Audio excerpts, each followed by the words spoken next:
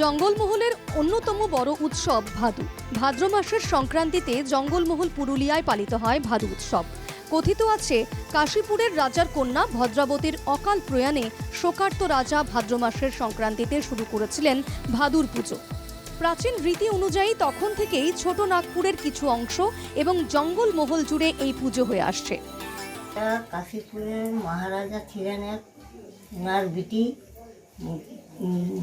দেহ রাখলে তখন এই রাজা বললে আমি এই পূজাটা করব, মিঠাই জিলপি দিয়ে এই পূজাটা হয়, গোটা রাজ্যে করে।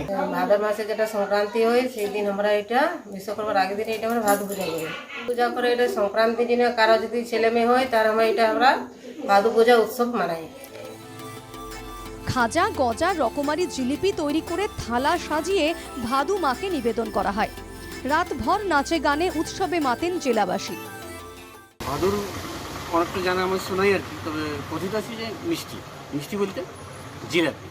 জিলাপির ওজন কি, যার যেমন চাহিদা, তো 700, 500, 1.5 কেজি পর্যন্ত মানুষ কেনাকাটা করে।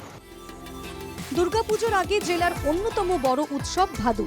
পুরুলিয়া জেলার প্রতিটি ব্লকেই ভাদ্র মাসের সংক্রান্তিতে ধুমধাম করে পালিত হয় এই পুজো। বিশ্বকর্মা পুজোর দিন বিসর্জনের মধ্য দিয়ে সম্পন্ন হয় ভাদু পুজো।